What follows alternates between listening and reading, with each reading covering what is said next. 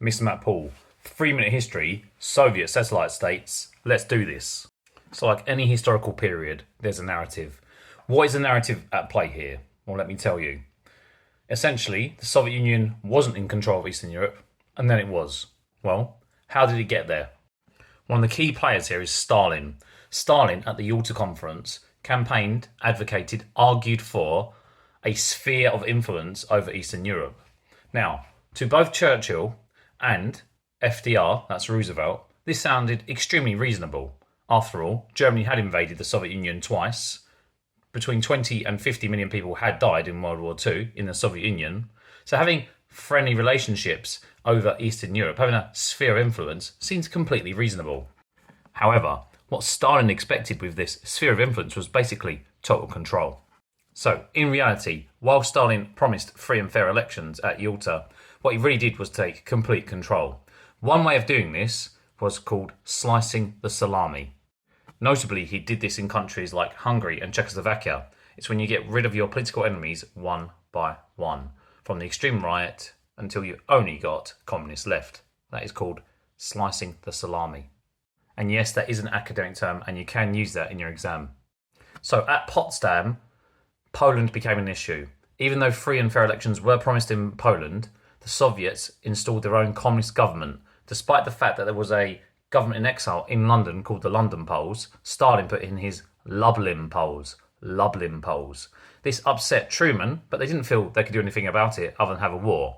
Essentially, Stalin knew that troops on the ground equaled power and no one could stop him. And they couldn't. Churchill became aware of this sphere of influence being total regime power for the Soviet Union in his famous Iron Curtain speech. This Iron Curtain speech was made in 1946 in Fulton, Missouri, with Truman by his side. Stalin knew that even though Churchill had made that speech, really there were Truman's ideas as well. Truman shared the ideas that there was an Iron Curtain going down in Europe. And he made a counter speech where he said Anglo-Saxon peoples were trying to take over the world in Pravda, his newspaper. In 1947, Stalin decided he would coordinate control over this Eastern Bloc. And what he did, he created Commonform, which was to control the communist parties in those blocs and make them Stalinist and have the same policies as him, 5-year plans, collectivization. So that was another way of how he took control over the Eastern Bloc, those satellite states. In 1948, he really annoyed the Allies, that's the UK and the USA, by basically organising a coup, a takeover of power in 1948 in Czechoslovakia. So it's called the Czechoslovakia coup, not to be confused with the Prague Spring in Czechoslovakia in 1968.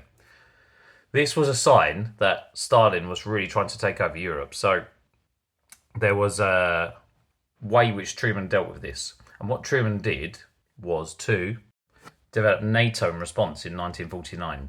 Truman also had a coordinated policy for Europe, his Truman Doctrine and his Marshall Plan. Arguably, this was part of his containment strategy to stop the spread of communism in Europe because Stalin had already consolidated his power over Eastern Europe. Stalin made a final step of consolidation with Comecon. So Comecon was Stalin's way of making sure that all the Soviet states had the same trade policies, had the same way of measuring their economies, and that is essentially 5-year plans. So he had Stalinized all of Eastern Europe, and the Soviet bloc was now under USSR influence.